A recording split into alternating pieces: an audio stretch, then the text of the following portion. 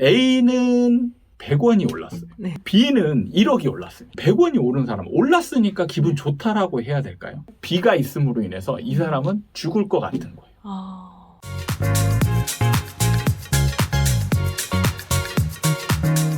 지금 내 집 마련을 하고자 하는 사람들이 예.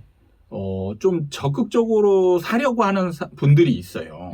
근데 그분들은 저는 좀 말리고 싶은 게, 그러니까 이분들이 지금 집을 사고자 하는 이유가 예. 보면은 조금 떨어지더라도 결국엔 우상향하니까. 결국엔 우상향하니까 그러면 지금 살 수 있을 때 살 수 있을 때 사는 게 낫지 않냐. 어차피 거주는 해결을 해야 되잖아요. 맞아요. 그러니까 우리나라는 사실 이제 집이라는 게 두 가지 목적이 있잖아요. 네. 하나는 거주고 그렇죠. 하나는 투자. 이 두 가지가 병행하기 때문에 여기서 이제 나타나는 약간의 이제 어려운 점이 있는데, 네. 사실 거주만 해결되면은 사실은 뭐 어떻게 보면 적극적으로 안 나설 수도 있는데, 거주도 해결하면서 투자도 되면 얼마나 좋을까. 이런 결국에 것이. 또 욕심이네. 네, 여기에 이제 들어가니까 네. 자꾸 실거주자라고 어. 얘기하면서 실제로는 제가 느끼는 바는 거의 대부분은 실거주는 없어요. 대부분은 속에 들어가 있는 저 깊이 있는 그게 투자예요, 투자. 그러면 제가 물어봐요. 자, 떨어질 것 같은데, 자, 100% 떨어질 것 같습니다. 그럼 사시겠어요? 아니요. 그럼 안 사요. 네. 그럼 뭐냐? 여기서 떨어질 것 같지 않으니까. 그리고 이제 우상향한다라는 전제가 있으니까 네네네. 여기서 이제 적극적으로 사려고 하는 그런 행위가 나타나거든요. 네.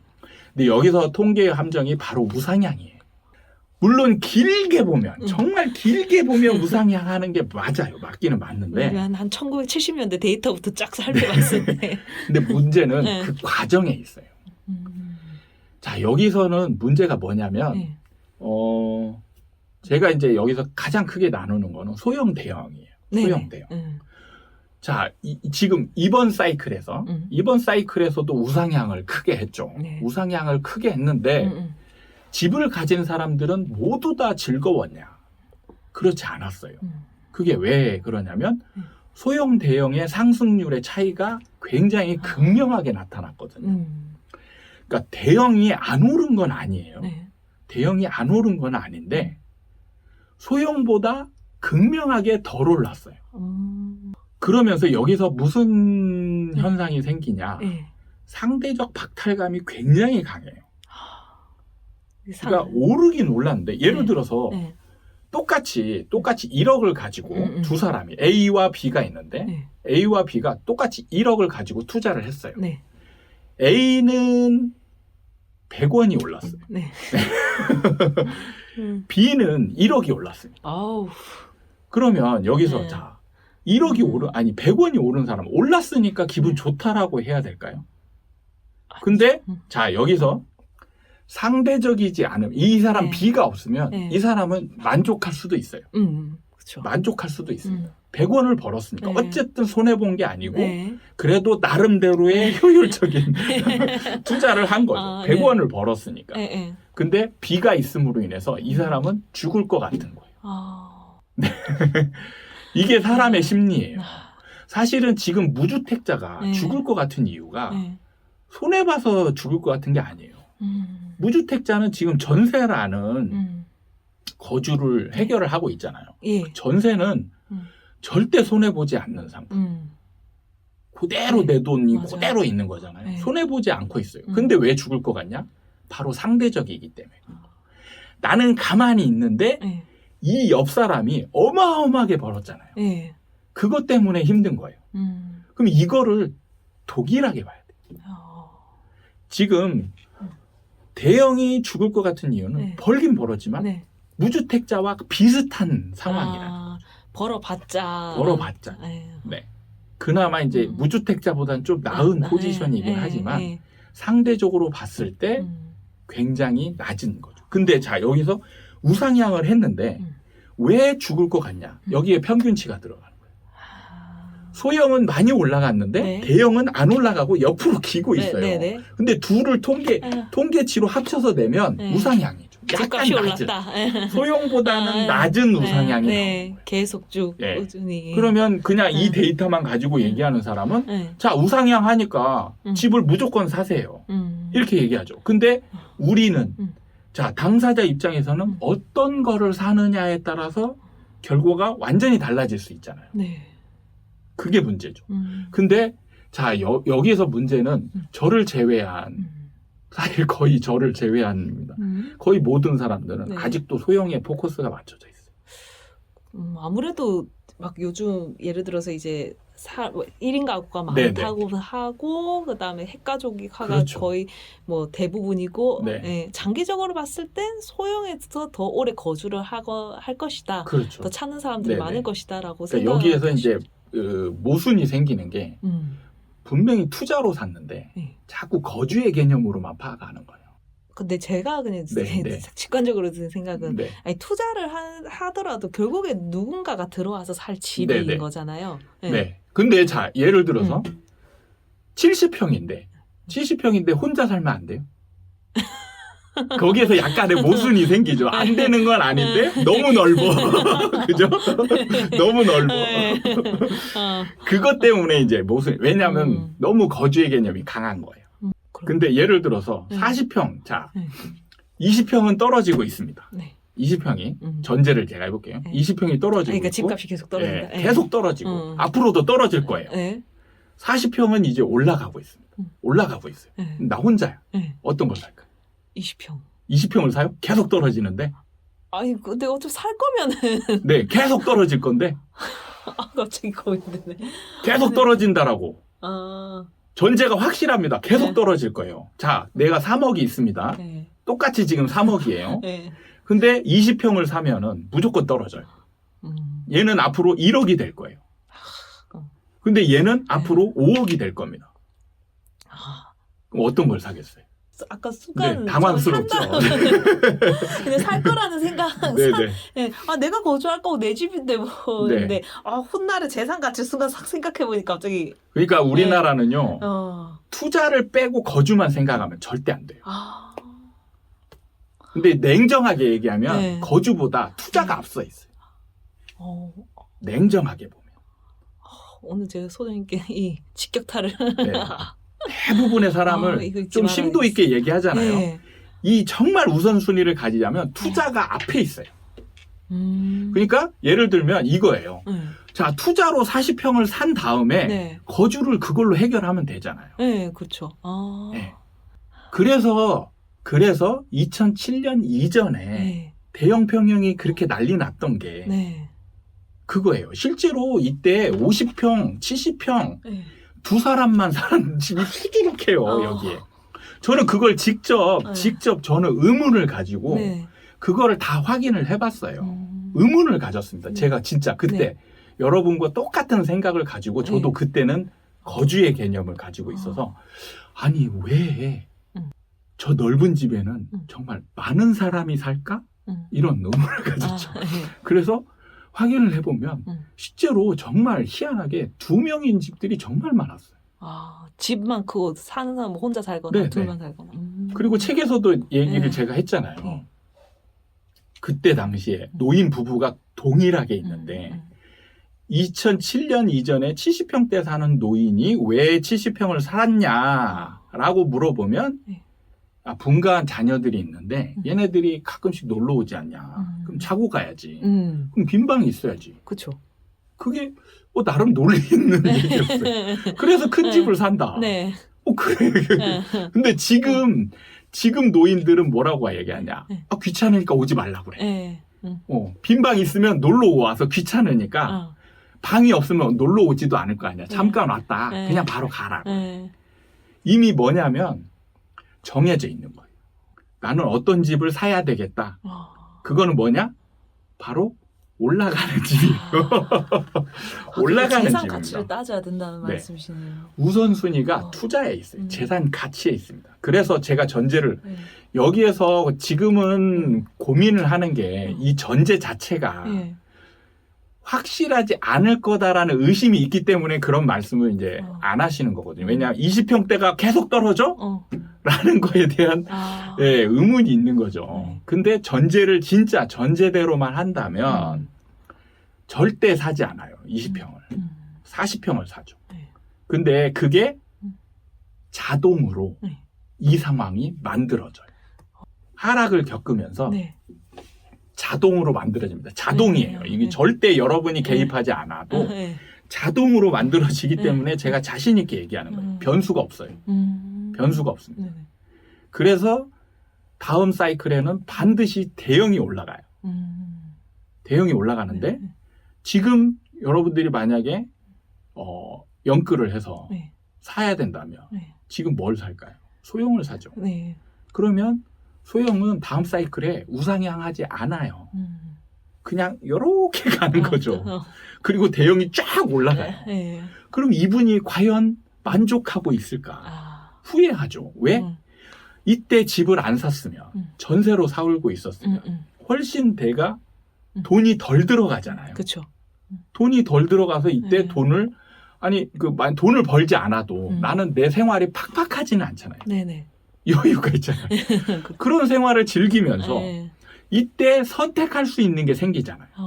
그러면 나는 이때 대형을 바닥에서 올라가는 걸 보고 대형을 살 수 있는 기회가 있어요.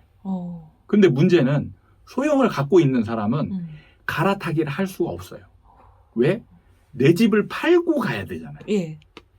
소형을 팔아야 되는데 소형 사는 사람이 없다니까요. 없으니까 안 올라가는 거예요. 그럼 내 거를 팔고 갈아타기를 할 수가 없어요. 이 사람은 계속 그대로 가는 거예요, 그냥. 다음 사이클이 돌아올 때까지. 그 정도까지는 아니죠. 이게 얘도 이제 나중에 좀 지나면 상승하거든요. 근데 대부분이 언제 파냐? 상승하려고 할 때. 맞아. 왜냐? 내 건 안 올라가니까. 다른 게 막 올라가고 있는 게 보이니까 이때쯤 되면 이게 이거는 이제 안 올라갈 것 같아. 실제로 그래서 보면 최근에 삼성전자 삼성전자 개미들이 다 굉장히 많이 팔았잖아요. 그게 그거예요. 삼성전자 앞으로 미래 가치를 보면 휘황찬란하죠. 지금 갖고 있으면 무조건 올라갈 것 같아요. 근데 왜 다른 것들은 다 올라가는데 왜 삼성전자만 안 올라가? 지금은. 그러니까 여기서 버티지 못하는 거예요. 정말 이 버티기가 일종의 진짜 진정한 부자가 되기 위한 덕목이네요. 어떻게 보면 생각해 보면. 근데 무조건 버티는 건 아무 의미가 없어요. 안 올라갈 거를 버티면은 소용이 없잖아요. 그렇죠. 그래서 지금 사지 말라는 거는 지금 사면 여러분은 소형 살 게 거의 100%거든요. 다음 사이클의 우상향은 소형이 아니고 대형이란 말이에요. 그러면 그때 가서 선택할 수 있잖아요.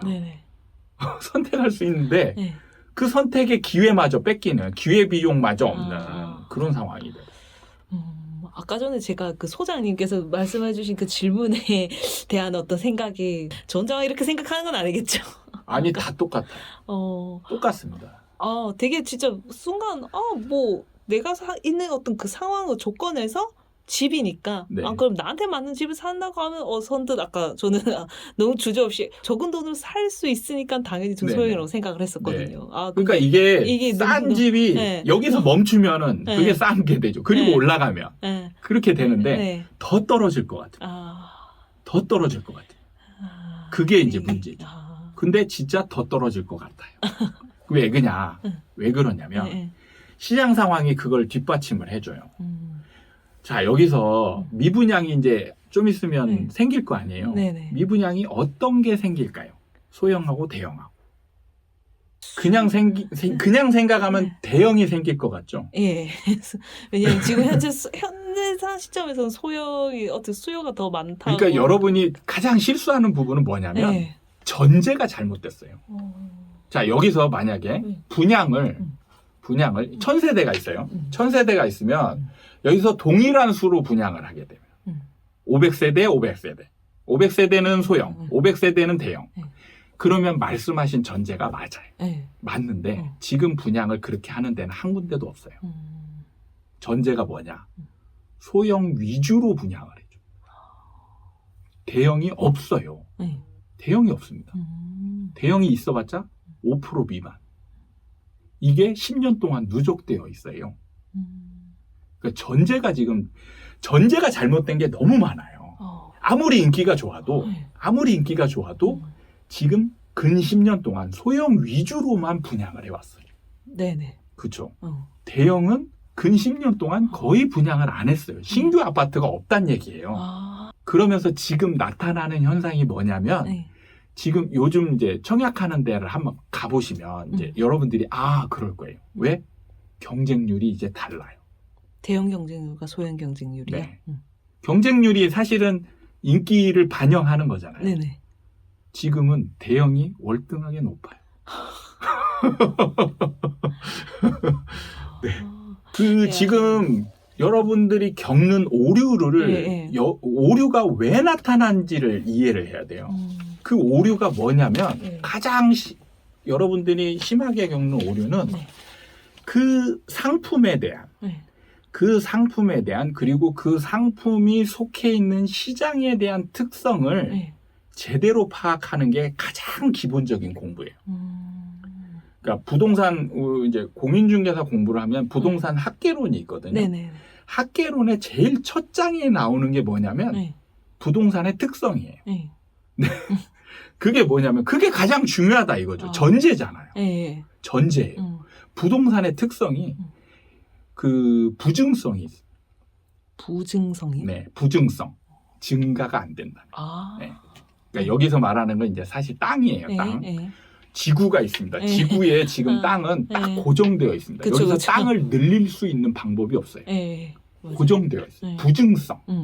그리고 아파트나 이런 것들은 그 땅을 기반으로 해서 지어지는 겁니다. 그래서 부증성이 있고 부동성이라는 게 있어요. 그런 게 이제 부동산의 특성이에요.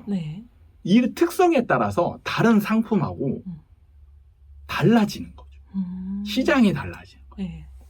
또 우리나라 부동산 시장은 우리나라 이제 부동산 시장에 대해서 좀 제대로 파악하려면 뭐냐면 자 이제 하나씩 비교를 해볼게요. 제가 이해를 하면서 혹시 중고 시장이 있는 시장, 중고 시장이 있는 시장이 혹시 떠오르는 게 뭐뭐 있어요?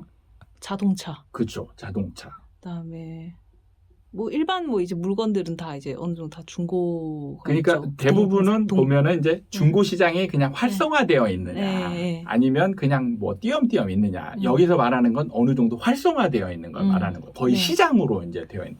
거의 대부분 대표적인 게 사실은 자동차죠. 그다음에 이제 보면 골프채 같은 게 중고 시장이 돼 있고 핸드폰 같은 경우나 가전 시장 같은 경우도 어느 정도 중고 시장이 형성이 되어 있죠. 얘네들의 상품의 특징 공통점이 있어요. 중고 시장이 형성될 수 있는 상품은 특징이 뭐냐면 내구성이 있어야 돼. 그러니까 오랫동안 사용할 수 있어야. 그러니까 일반 소비재는 바로 소비가 되면서 소멸이 되는 것들이 많죠. 그런 것들은 중고 시장이 형성될 수가 없어요. 바로 소멸되면서 감가가 굉장히 크니까. 맞아요. 근데 오랜 기간 사용할 수 있는 것들은 사용하다 지겨우면 이제 근데 버리기에는 아깝고 그러면서 이제 그래도 이걸 사서 살 사람이 있을까 이렇게 하면서 이게 내놔서 거래가 되면서 형성된 게 이 중고 시장이잖아요. 그게 보면 특징이 내구성이 있는 거죠. 이런 공통점들이 이런 거에 따라서 시장이 달라지는 거예요.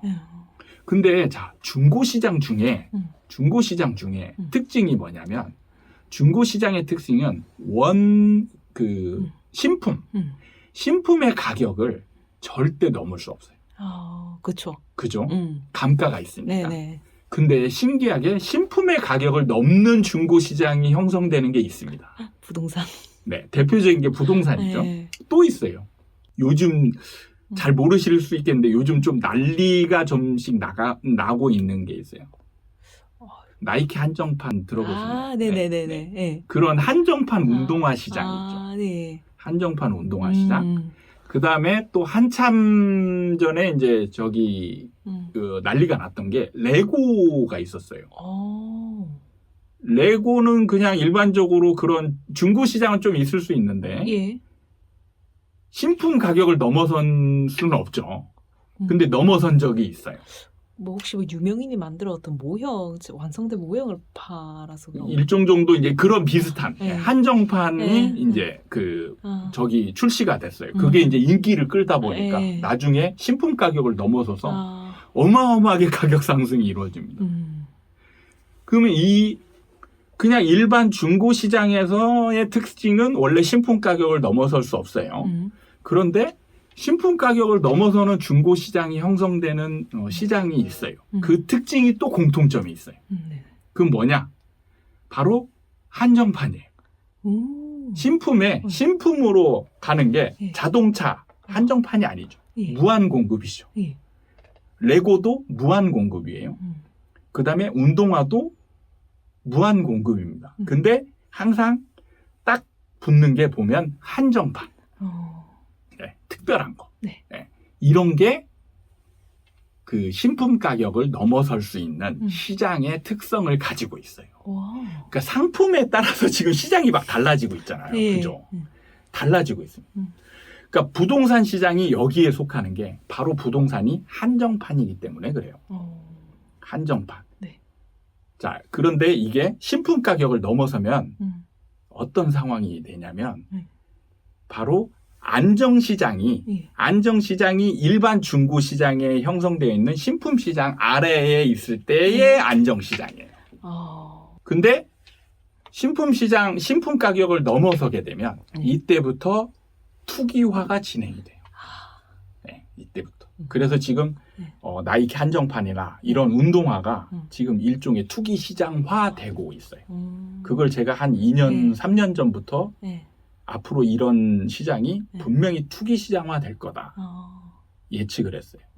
그게 제가 자신 있게 얘기할 수 있는 게 이런 상품의 특징을 이해하고 있기 때문에. 그래서 이게 그렇게 변할 거다. 예견을 했었고 그 다음에 투기화가 진행이 되잖아요. 그러면 모든 상품이 공통적으로 나타나는 또 현상이 있어요. 모든 투기 현상으로 되는 게 있는 게 뭐냐면 바로 수요의 목적이 변해요. 수요의 목적이 변합니다. 그러니까 일종의 이제 처음에는 그냥 내가 가지려고 했던 건데 근데 이게 이제 좀 시간이 지나면서 결국엔 다른 사람은 더 비싼 값에 다시 되팔려는 목적으로. 네, 맞습니다. 예를 들면 우리가 가장 투기로 가장 딱 떠올리는 게 뭐였죠? 투기하면 떠올리는 거? 튤립이죠. 네.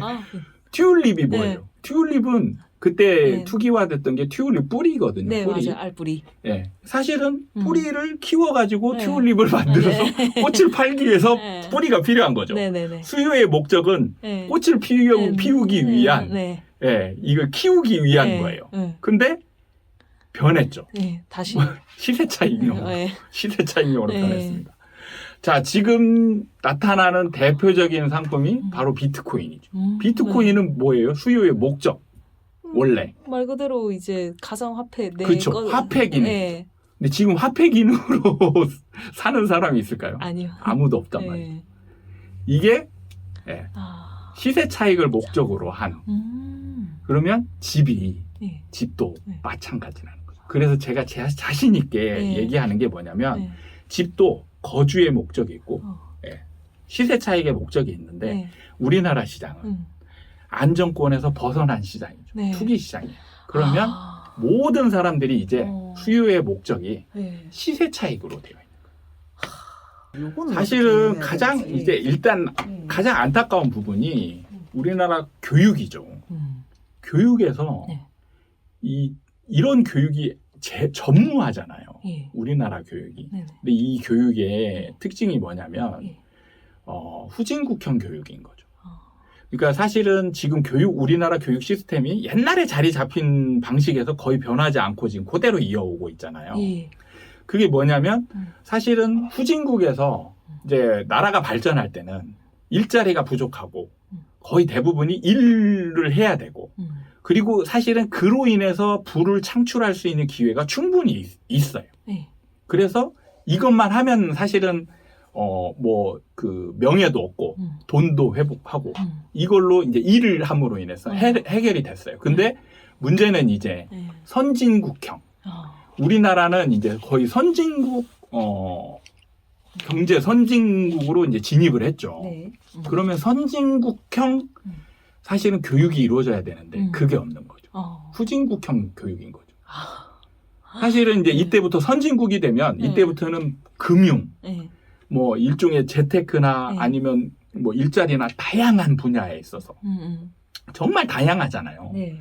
지금 우리가 이제 돈 버는 방식, 우리도 지금 유튜브를 하지만 네. 사실 유튜브를 통해서 네. 돈 벌 수 있는 방법도 네. 생기고 네. 이런 다양한 이제 일자리들이 형성이 되고 돈을 벌 수 있는 방법들이 굉장히 다양화되거든요. 예. 그거를 사실은 학교에서 그런 거를 좀 어느 정도 예, 담보를 해줘야 되는데 네네. 그게 전무하니까 그게 전무하니까 실제로 일하는 교육만 학교에서 받고 나왔다가 나오는데 이제 사회생활을 딱 하는데 그때 처해 있는 시장 상황에 따라서 극단적으로 반응을 하게 돼 있어요.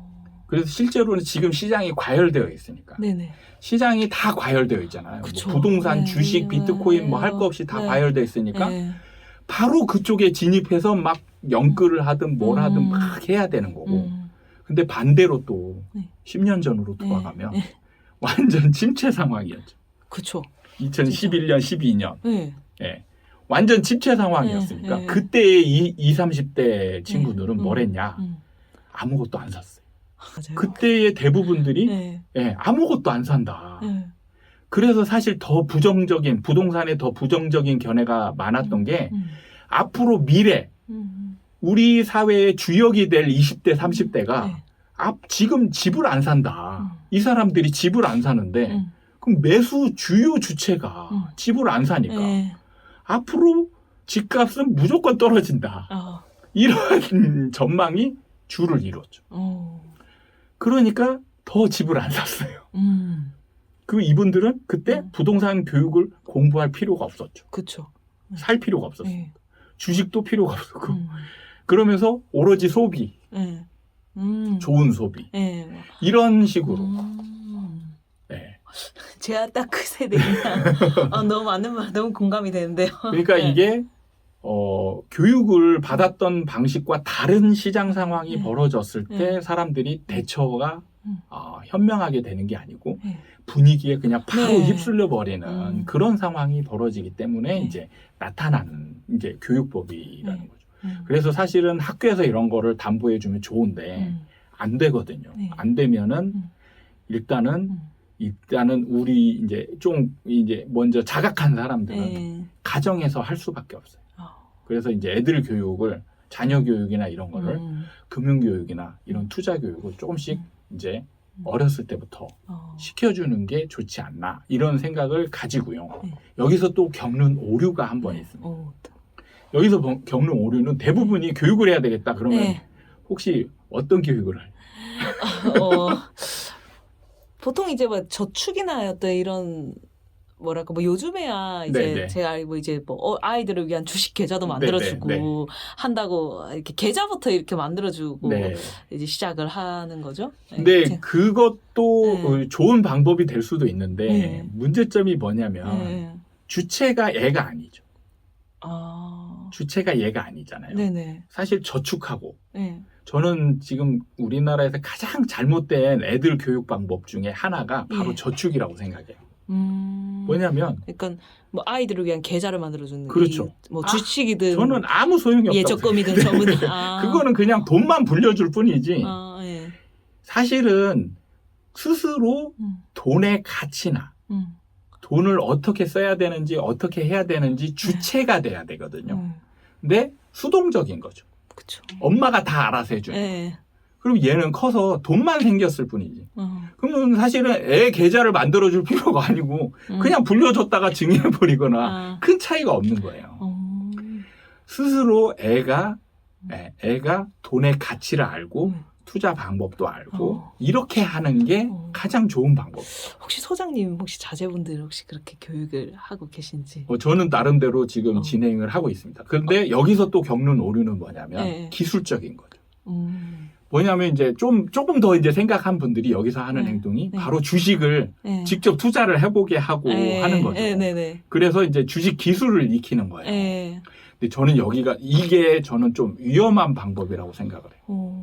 왜냐하면 돈에 대한 마인드가 형성이 안 돼 있는 상황에서 기술만 가게 되면 예.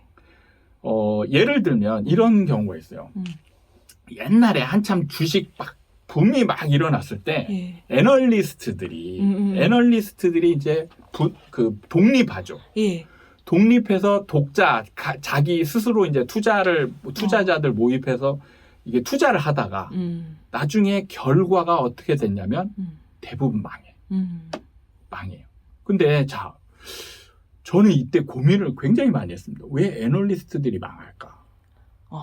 기술적으로 보면 가장 우리나라의 최고인 사람들이 네. 망하는 거잖아요. 네. 거기에서 문제가 뭐냐면 마인드죠. 기술은 충만한데 네. 돈을 대하는 마인드. 여기서 어떤 투기 시장이나 이런 거에 대한 대처 능력이 없이 마인드를 기술적으로 가다 보면 스스로 거기에서 몰입이 돼서 조절할 수 있는 능력을 상실하게 되거든요. 네네. 그러면서 이제 어느 순간에 수익률이 좀 좋다가 네. 한순간에 확 무너질 때 이때 사람이 다 무너지게 돼요. 대부분. 네. 저도 사실은 네. 주식 투자할 때 계속 손해만 본 게 아니에요. 저는 이제 다 주식 투자는 네. 손해를 굉장히 많이 봤거든요. 예. 근데 항상 뭐였냐면 벌다가 한순간 무너졌을 때 예. 회복이 안 되는 거예요. 심리 회복이 안 돼요. 그럼 이때부터 무리하게 되죠. 무리하면서. 예. 그러면 원칙을 벗어나게 되고 이때부터 무리하면서 이제 자꾸 막 레버러지를 추구하는 투자 방식으로 변하고 이러면서 이제 대응이 안 되는. 네네. 그러면서 제로로 수렴하게 되는 그런 상황이 벌어졌어요. 그래서 저는 가장 중요한 게 어렸을 때니까 급할 게 없잖아요. 네네. 기술이야. 나중에 좀 더 커서 네. 대학생 때 해도 충분하다는 거죠. 그리고 그때 기술 교육을 해야 훨씬 더 받아들이기가 좋은 거죠. 예. 그러면 어렸을 때는 뭐냐? 돈에 대한 마인드를 키우는 게 더 중요하다. 그러면 여기서 중요한 거는 제가 볼 때는 돈 쓰는 거예요. 근데 엄마들이 가장 잘못하는 게 예. 세뱃돈 받잖아요. 예. 세뱃돈 받으면 일단 저축. 뭐 좀 큰 돈 들어왔다. 누가 막 어떤 그 지인분이 와서 예. 야, 뭐 과자 사 먹어라 하면서 예. 5만 원 딱 주죠. 네네네. 요즘은 다 기본이 5만 원이잖아요. 네네. 그러면 엄마 입장에서는 너무 큰 돈이에요. 예. 너무 큰 돈이니까 얘한테 주면 얘 이거를 헛되이 쓸 것 같으니까 일단 저축해. 예. 그러면 얘는 뭐냐면 이 돈이 가치가 없어요. 얘는 직접 써봐야 돈의 가치를 아는데 예. 맨날 저축으로만 들어가. 이건 내 돈도 아니야. 그리고 나중에 보면 엄마가 빼서 쓰고 있어. 그죠? 내 돈이 아닌 거예요. 그러면 예. 돈 쓰는 법을 가르쳐야 돼요. 먼저. 그래야 가치를 알죠. 예. 돈 쓰는 재미를 알아야. 그래서 저 같은 경우는 세뱃돈이 들어오면 일단 정말 많은 돈은 좀 나눕니다. 나눠서 저축은 좀 하고 일부는 쓸 수 있게 해줘요. 네. 혹시 비율로 따지자면?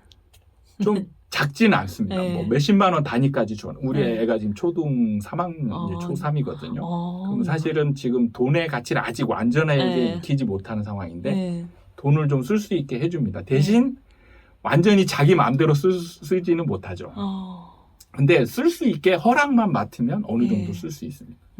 그렇게 해서 쓸 수 있는 돈을 주고 했더니 나중에 뭘 하냐면 엄마 아빠 사주는 걸 하는 거죠. 네, 엄마 아빠 사주는 걸 하는 거예요.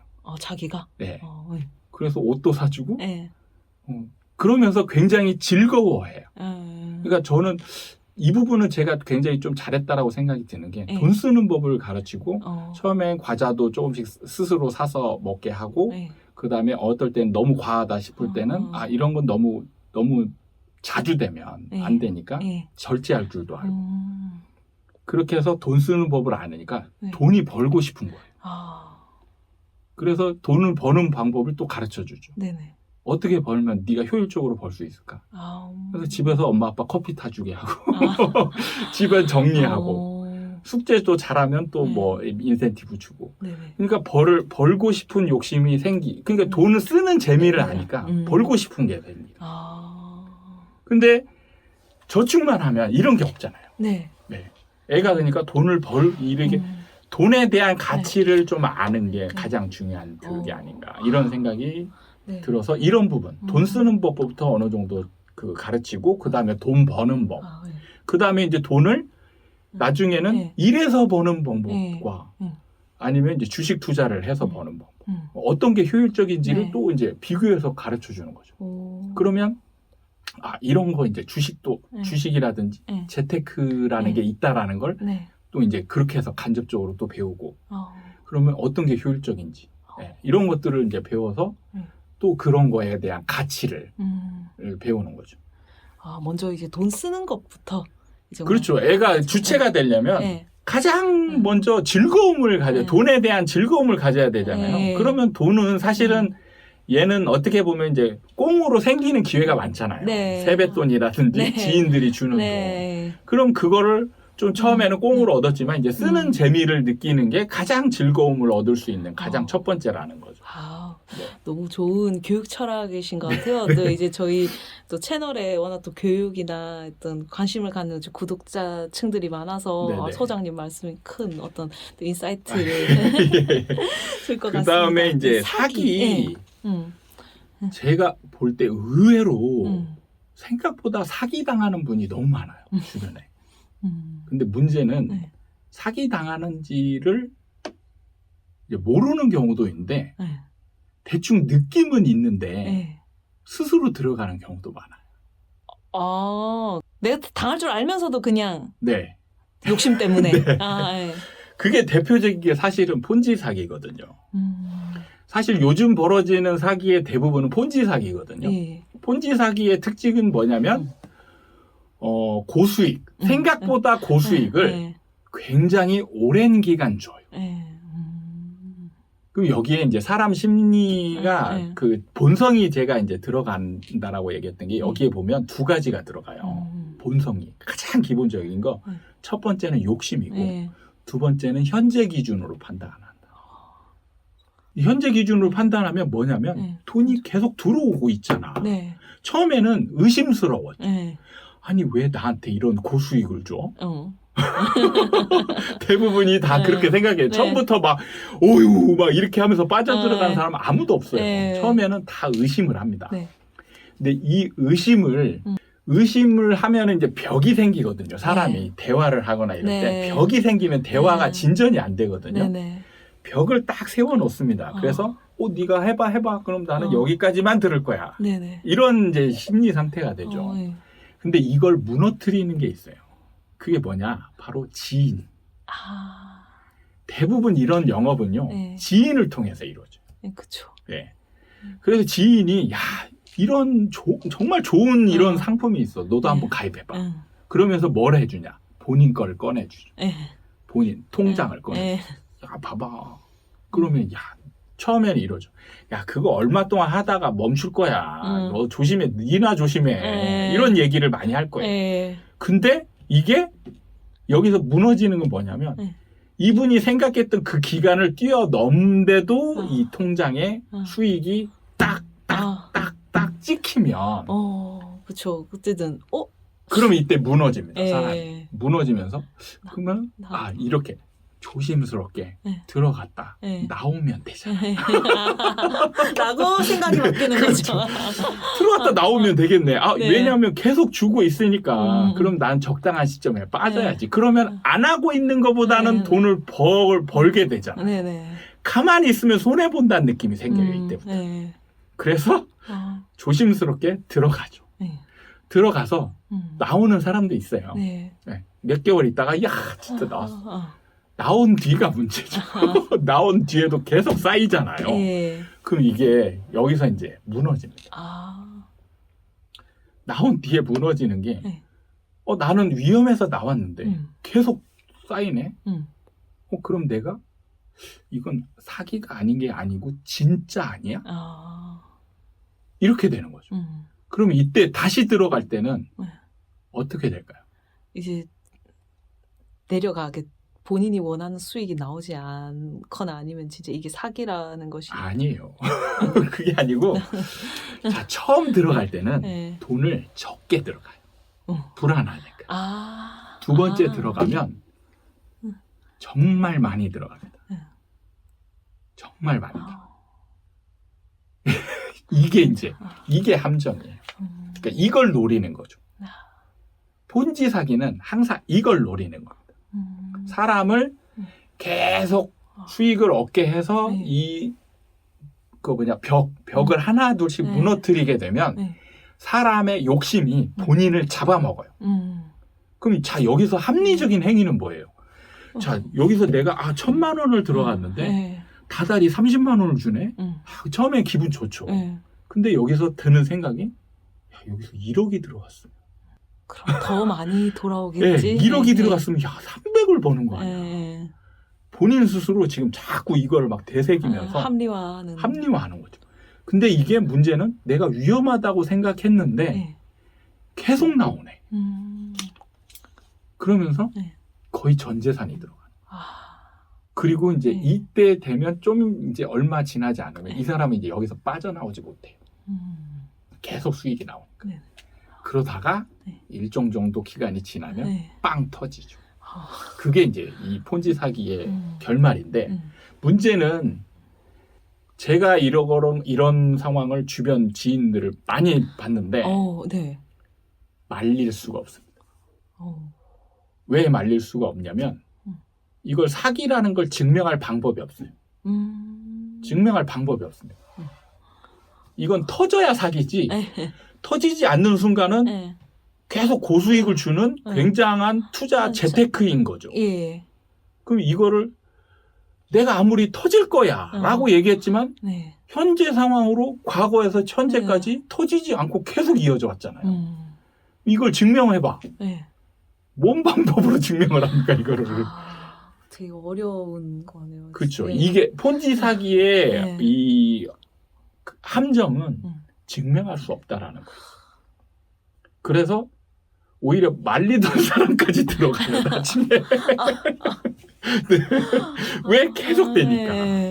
말리던 사람도 이거 아니네 진짜. 왜냐하면 자기 기준이 무너지잖아요. 거기서. 언젠간 터질 거야. 언젠간 터질 거야 했는데 계속 안 터지고 가네. 그러면 이 기준이 무너지잖아요. 그러면 여기서 자기도 이 사람도 욕심이 잡아먹게 되는 거죠. 그러면서 들어가는 거예요. 근데 폰지 사기는 거의 대부분이 나중에는 터지죠. 사기로 터지는 거예요. 언젠가는. 근데 제가 올해 길게 가는 걸 본 거는 한 7년까지 간 게 있어요. 7년까지. 그러면 중간에 얼마나 많은 사람이 들어갔겠어요.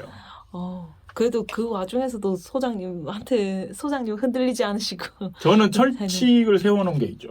이런 걸 보면서 제가 이제 이 상품에 대한 거를 고민을 많이 하면서 특징을 다 아니까 이건 무조건 사기다라는 기준이 뭐냐? 그냥 고수익이죠. 내가 뭘 하지 이렇게 예를 들어서 시간과 노력을 크게 하지 않았는데 그냥 돈만 줬는데 생기는 고수익.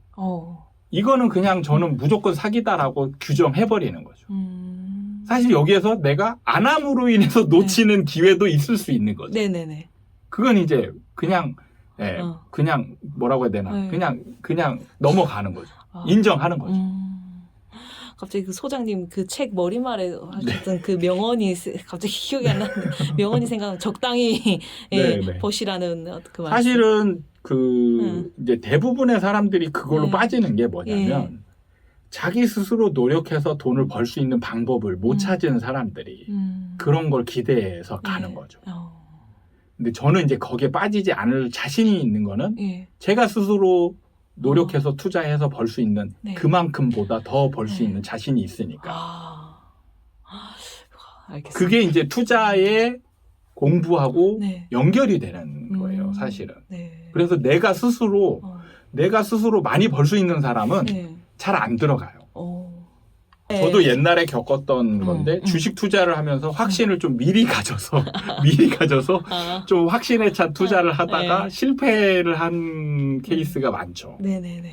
그래서 한 거는 결국에는 저는 공부라고 생각을 해요. 그러니까 제가 지금은 뭐 어느 정도 부동산에는 거의 확신을 이제 가지고 있고 그리고 그거에 네. 지금 맞춰서 시장 파악을 하고 네. 투자를 해도 네. 지금은 이제 사실은 뭐 큰 실패가 없이 네. 계속 이제 가고 있는데 그거는 뭐냐면 제가 확신을 가질 수 있는 거는 뭐냐면 네. 아까도 공부 방법 있잖아요. 네. 공부 방법에 대해서 그 기초부터 가장 기본적인 것부터 네. 했기 때문에 이제 네. 지금은 확신이 생겼고 다른 거 같은 경우는 공부를 할 때 네. 잘못된 방향으로 공부를 했을 때 사실은 지금 제가 부동산 공부를 하는 사람들을 보면 예. 굉장히 안타까운 게 너무 많아요. 그럼 혹시 이 얘기도 지금 제가 아까 촬영 들어가기 전에 공인중개사 시험 얘기했잖아요. 지금 이제 그 유명 개그맨이 서울대 출신 개그맨 또 그렇죠. 재수를 했다는 공인중개사 시험. 네네. 대체 어떤 시험이냐 하면서 잠시 언론에 나왔었는데 네. 혹시 이것도 뭐 공부법이 약간 이렇게 결부될 수도 있는 게 네. 사실 대부분의 그 공인중개사를 준비하는 분들이 네. 목적이 보면은 공인중개사의 업을 하기 위해서 이걸 따는 분들은 사실 별로 없어요. 네. 대부분이 어떤 생각을 가지냐면 네. 공인중개사를 땀으로 인해서 네. 나중에 뭐 기회가 되면 업을 할 수도 있지만 지금 당장 투자 공부도 될 거니까. 네. 그래서 이걸 이걸 따는 게 가장 효율적일 거다 이런 생각을 하시는데 이거는 정말 잘못된 생각이에요. 네, 정말. 네. 사실 자격증 시험 공부는 잘하기 위한 그 내용이 있지 않더라고요. 투자를 잘하기 위한 내용은 없다. 사실은 어떻게 보면 가리기 위해 많은 사람이 오잖아요. 그럼 여기서 떨구기 위한 시험이에요. 그러면 이거는 투자를 잘하는 데 목적이 있는 것보다는 정말 뭔가를 어렵게 하거나 막 꼬거나 막 이렇게 해서 정말 필요 없는 부분까지 막 집어넣어서 그렇게 해서 순위를 가리기 위한 사실은 시험이 역할이 더 많다라는 거죠. 그래서 부동산 공인중개사 공부를 해가지고 투자를 잘한다. 이거는 저는 거의 연관성이 없다라고 생각해요. 거의. 실제로 제가 그걸 느끼는 건 뭐냐면 뭐 어떻게 보면 좀 많은 공인중개사분들이 있겠지만 여기서 뭐 제대로 된 투자를 하는 분들도 있겠지만 사실은 제 기준으로 보면 잘못된 방향으로 가는 사람들이 더 많았다는 거예요. 그러니까 저는 이제 분양을 했었잖아요. 분양을 하면서 대표적인 영업 대상이 일반 소비자도 있는데 부동산도 있어요. 부동산 같은 경우 필수 영업 대상입니다. 왜냐하면 그 소비자를 모시고 오는 사람이잖아요. 그러니까 제가 부동산을 영업을 해서 만약에 이분이 저한테 꽂혔어요. 그러면 손님을 계속 갖다 댑니다. 그러면 저는 영업을 한 번만 했는데 손님이 계속 생기는 효과가 생기잖아요. 그러니까 그 부동산에 공인중개사들 말씀하시는 거죠. 공인중개사 업을 하시는 분들. 근데 일반 소비자는 영업을 하면 1대1인 거죠. 한 명 영업을 하면 한 명 오는 거고 뭐 이런 식이니까 효율성으로 봤을 때 공인중개사가 훨씬 효율적인 거예요. 그래서 영업 대상에 포함이 되는데 가서 영업을 하다 보면 이제 상담을 해보잖아요. 그러면 시장의 반대적인 그냥 일반인과 제 기준으로 보면 일반인과 별 다를 게 없는 굉장히 오랫동안 업을 해왔는데도 불구하고 시장을 제대로 파악하고 있는 분이 제 기준은 거의 한 명도 없어요. 결국에는 이제 개인의 어떤 진짜 말 그대로 시장을 흐름을 보는 어떤 눈을 스스로 이제 공부를 하는 것이 더 중요하다. 그렇죠. 저도 공인중개사 할 때는 시장을 파악할 수 있는 능력이 없었어요. 공인중개사 할 때는. 오히려 이제 분양을 하면서 조금씩 훨씬 더 많이 생겼죠. 공인중개사는 하나의 이제 그 말 그대로 공식적으로 이제 일반 소비자와 이제 집 부동산이 있다면 그것을 이제 중개하는 어떤 그 업을 사실 그렇죠. 대부분이 사실은 주된 공부 내용이 법이 더 많아요. 법이 더 많기 때문에 사실은 투자에 있어서 법은 어떻게 보면 우리나라는 불법이 더 많잖아요. 근데 법을 지켜가면서 투자를 하면은 오히려 더 잘 못하는 상황이 벌어질 수도 있거든요. 오히려 그 절차가 맞는지 안 맞는지를 이제 확인해주는 그런 이제 그렇죠. 사실은 중개사는 네. 중개업을 하기 네. 위한 자격증이잖아요. 그러면 중개업을 하면서 생길 수 있는 사고 네. 이런 것들을 예방하기 위한 네. 거지. 여기서 네. 뭐 투자를 더 잘하고 오히려 법이라는 거는 투자를 못하게 하는 거거든. 우리나라에 네. 있는 법은 네. 투자를 못하게 막는 역할을 하는 법이 네. 더 많단 말이죠. 법을 잘 알면 알수록 오히려 투자는 위축이 되는 거예요. 그래서 많은 분들이 투자자로서의 공부 방법으로 공인중개사 이걸 택하는데 절대 비추.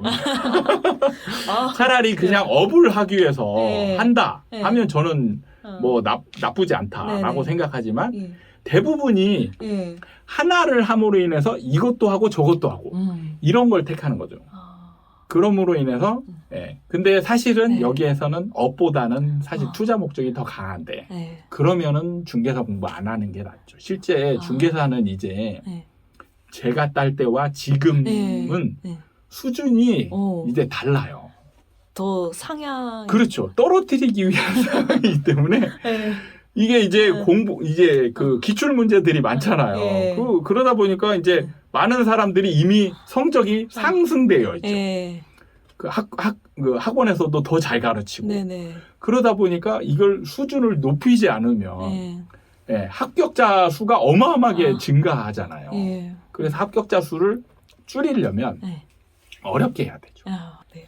너무 좋은 말씀 감사합니다. 그래서 이제 조금 이제 마무리 이제 하자면 부동산 투자로서 좀 진짜 부를 좀 이루고 싶은 분들에게 마지막으로 드리고 싶은 조언이 있으시다면 부탁드리겠습니다. 일단은 좀 조급해하지 마셨으면 좋겠다. 지금 대부분은 굉장히 조급해 있거든요.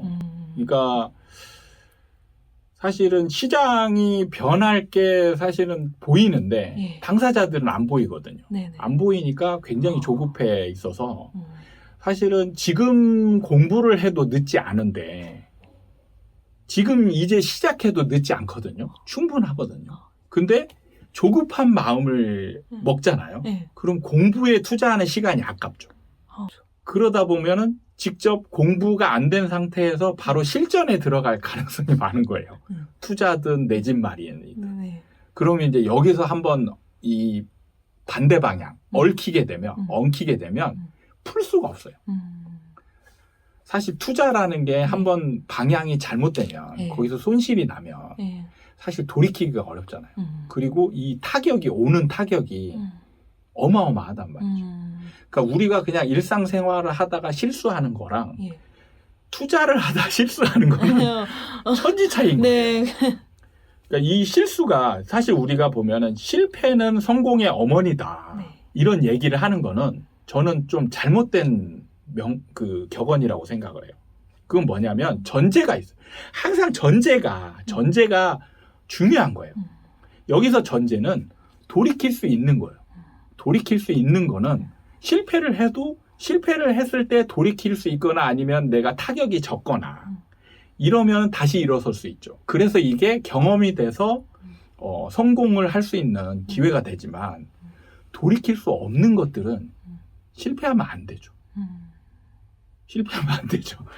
그 돌이킬 수 없는 부분에 있어서 실패를 안 하기 위해서는 정말 먼저 노력을 하고 공부도 하고 해야 되는 거죠.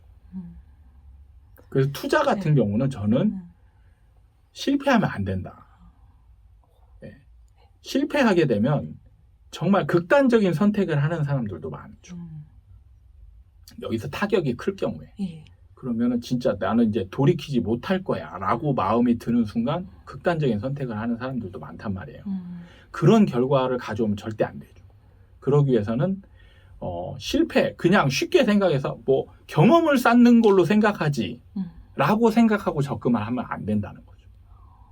공부가 어느 정도 된 뒤에 그 다음에 이제 어느 정도 리스크를 좀 최소화할 수 있는 방향으로 접근이 됐을 때, 그 다음에는 약간의 실패는 돌이킬 수 있고 내가 타격을 덜 입을 수 있으니까 그럴 때 이제 접근을 하는 거. 경험이 사실 중요하긴 하지만 사실은 이 경험이 돌이킬 수 없으면 굉장히 위험한 방향으로 가기 때문에 그런 부분에 있어서는 좀 주의를 해야 할 필요가 있다. 그러기 위해서는 일단 가장 먼저 먹어야 될 게 지금은 굉장히 조급하다는 거죠. 그 조급함을 좀 버리고 시간은 인생은 아직 길잖아요. 네. 그러면 기회는 제가 책에도 썼지만 동아줄이 지금 다 없어져 가고 이제 썩은 동아줄이 되어 가고 있지만 아직도 부동산의 동아줄은 아직도 남아 있어요. 장담합니다. 제가 다음 기회가 되면 여러분들이 생각지도 못한 금액으로 굉장히 저렴하게 살 수 있는 그런 기회가 와요. 근데 지금 사게 되면 굉장히 많은 돈이 들어가게 되고 투자의 효율성은 굉장히 떨어지게 되거든요. 그래서 조금만 참고 공부하면 그리고 기다리면 그렇게 해서 기회가 왔을 때 확실하게 기회를 잡아서 부자가 될 수 있는 그런 기회를 잡았으면 하는 마음이 좀 사실은 그게 좀 안타깝죠. 네.